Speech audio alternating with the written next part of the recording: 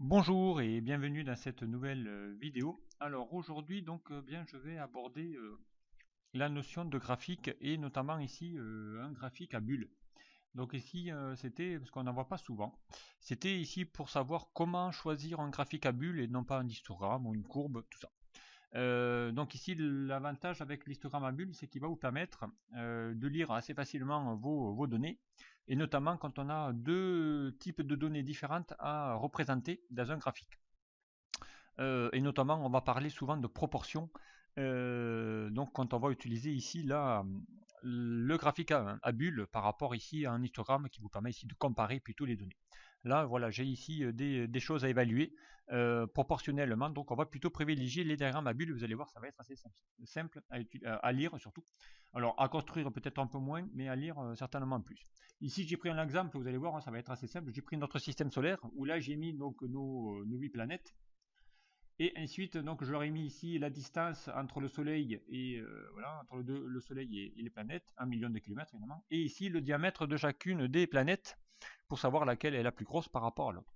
Donc, je vais ici donc utiliser, vous allez voir, un graphique à bulles. Ça va vous permettre ici de pouvoir assez facilement récupérer ici et voir ici notamment la grosseur des planètes par rapport à leur distance et tout ça.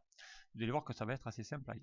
Alors pour ça je vais utiliser donc ici un graphique. Donc je vais insérer un graphique de type bulle, notamment donc ici hein, si je vais ici dans mon onglet création, donc on va voir ici utiliser mon graphique à bulle.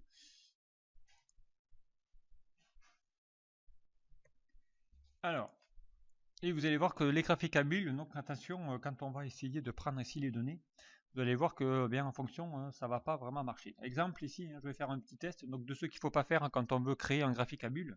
Ici, c'est de prendre uniquement ici mes données. Hein, je vais aller sélectionner mes datas. Je vais aller chercher ici dans le groupe insertion, aller chercher ici dans les graphiques de type nuage. Je vais aller récupérer ici les graphiques, notamment ici, soit un nuage de points, ainsi de suite. Mais on peut ici aller voir ici dans autre, on va aller chercher ici les graphiques à bulles. Donc vu que c'est des planètes, on va essayer en 3D, sinon on aurait pu les faire ici des formules plus simples. Voilà. Si je vais cliquer ici sur les formules à bulles, et là vous allez voir que c'est pas tout à fait vraiment ce qu'on veut par rapport ici mes données. Donc ici, bien, je vais pas vraiment, même si j'inverse ici mes axes, donc je vais pas avoir ici mes données correspondantes à mon tableau. Donc ici, attention, hein, quand on va insérer un graphique à bulles, il faut surtout prendre l'entête de vos données, sinon bien vous allez voir que vous serez dans l'incapacité de créer votre graphique à bulles. Pour ça, donc on va reprendre exactement la même chose, mais ce coup-ci, je vais prendre mon en-tête. Et là, vous allez voir que votre graphique, il va avoir vraiment une autre tête. Donc je vais aller dans Autre, chercher ici mon graphique, et là déjà, bien, on va voir que ça va déjà beaucoup mieux marcher, puisqu'ici, ça vous permet ici de pouvoir maintenant représenter mes données beaucoup plus facilement. Donc ici, je vais aller étendre mon graphique pour aller jusqu'ici. Voilà, on va aller l'agrandir vers le bas pour aller changer un petit peu. Voilà. Et là, donc on a ici vraiment, donc ici on va effacer parce que ça sert à rien de mettre ça. Voilà. On a ici donc une vue de mon graphique, donc qui est vraiment assez complet. Donc ici on peut aller prendre le quadrillage et les effacer puisque voilà, je n'en ai pas besoin. Donc ici ça va vous permettre ici assez facilement, ici un graphique à bulles va vous permettre ici de montrer deux choses. Là ici dans l'axe des X, j'ai quoi? Ici j'ai la distance, donc ici de la planète de la plus près du Soleil vers les plus éloignées. Donc le Soleil, admettons qu'il est ici à 0. Donc ici, il va effectivement ici, attention, vous faire ici la distance. Donc ici, ici je les ai triés hein, par ordre de distance à millions de kilomètres. Donc la plus près du Soleil, c'est Mercure. Donc ici, il doit y avoir Mercure. Là, il doit y avoir Vénus. Là, il doit y avoir la Terre. Voilà, et ainsi de suite. Donc la plus grosse étant effectivement un diamètre Jupiter. Donc ici, il doit y avoir Jupiter. Et voilà. Donc ici, dans ce sens-là, j'ai l'éloignement, donc à millions de kilomètres. J'ai également la possibilité ici de voir le diamètre des planètes, en plus avec la grosseur des bulles. Donc ici, hein, ça va vous dire que Jupiter est la plus grosse. Ici, hein, quand j'y vais dessus, hein, il vous dit bien ici que c'est bien le Jupiter. Donc la grosseur des bulles va vous représenter la valeur. Donc ici, on voit que la plus grosse c'est Jupiter par rapport à ma Terre ici qui est toute petite. Donc on voit ici la proportion de la planète, donc ici puisque j'ai mis le diamètre de chacune des planètes. Donc ça va être vraiment assez facile à lire. Donc en fonction de la grosseur de la bulle et l'éloignement, donc je peux ici voir pas mal de choses. notamment ici s'afficher. Okay, donc voilà, donc ici on va pouvoir ici mettre pas mal de données notamment. Donc ici on va un peu bien modifier les valeurs. Donc notamment ici on va lui dire, allez, pour espacer un petit peu, donc on va ici faire un double clic sur l'axe des horizontales. On va lui dire ici d'aller mettre voilà, ici on va lui mettre un maxi plutôt un 9 puisqu'il y a 8 planètes, donc du coup ça va un petit peu les éloigner. On va pas mettre ici 2 moins 1, donc ici on va éviter de mettre ici, voilà, on va partir à 0. Voilà, automatiquement. Donc maintenant on va être un peu plus simple, voilà, ici. Hein. Donc je vais ici pour pouvoir mettre 0. Ensuite l'axe, à la rigueur, j'en ai pas besoin. Hein. Voilà. Ici je peux lui prendre l'axe et lui mettre ici de ne pas l'afficher. Voilà. Donc ici j'ai mes planètes, voilà, hein, qui s'affichent, avec ici l'éloignement par rapport ici à 1 million de kilomètres. Donc on voit aussi que ça monte hein, par rapport ici à la distance et à 1 million de kilomètres. Donc ici on a évidemment ici les axes qui va représenter mes millions de kilomètres. Voilà, hein, par rapport à l'éloignement. Et également ici les grosseurs. Alors maintenant on va y rajouter bien les noms de chacun de mes planètes. Donc ici automatiquement.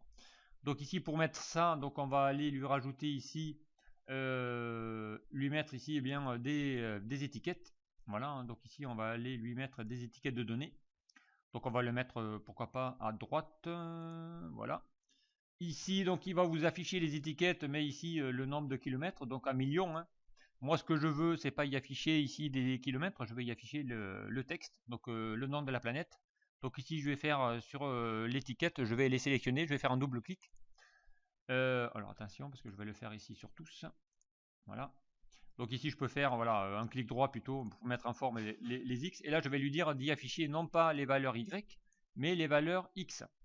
Et du coup les valeurs X, eh bien, je vais récupérer les valeurs ici de mes noms. Donc ici maintenant j'ai mes noms de planètes qui s'affichent au lieu des kilomètres. Voilà, ça va être assez simple. Donc on va pouvoir ici mettre pourquoi pas de la mise en forme, en gras. Voilà, hein, écrire ici les planètes. Évidemment après, hein, si je veux aller bouger un petit peu ça, voilà ici Jupiter je peux le descendre, voilà ici Saturne je peux le décaler. Voilà. Donc ici après je peux mettre ici les infos que je veux. Donc ici on pourrait y rajouter que c'est 1 million de kilomètres. Donc ici hein, sincèrement on va pouvoir ici insérer une petite forme.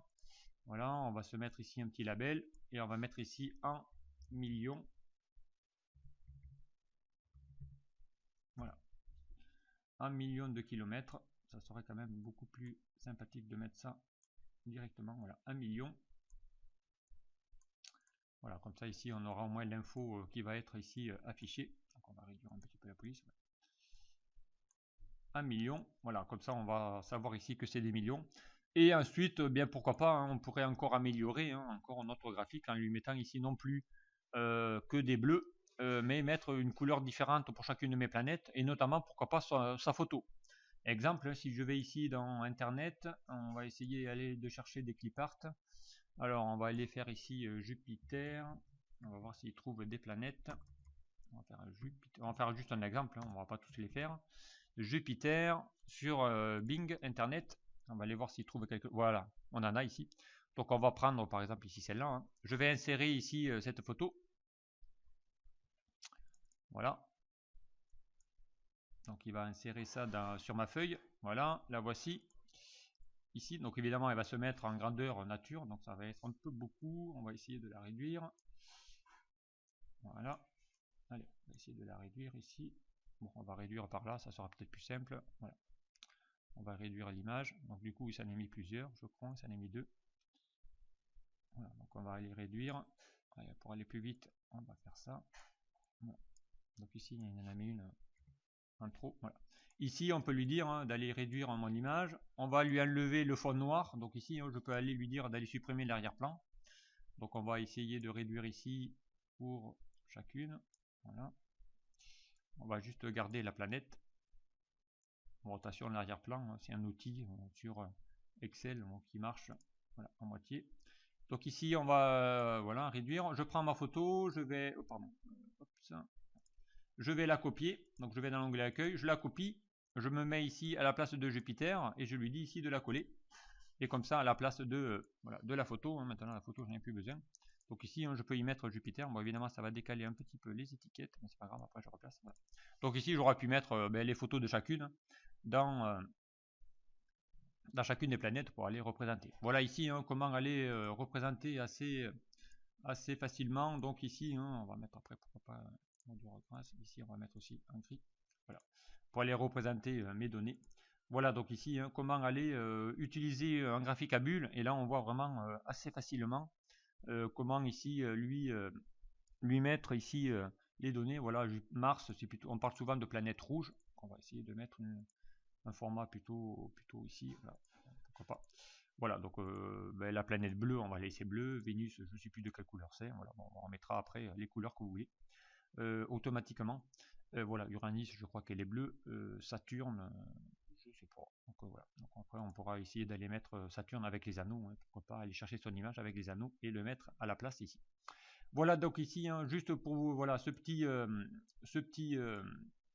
tuto qui vous permet ici de quand est-ce qu'il faut utiliser des graphiques à bulles.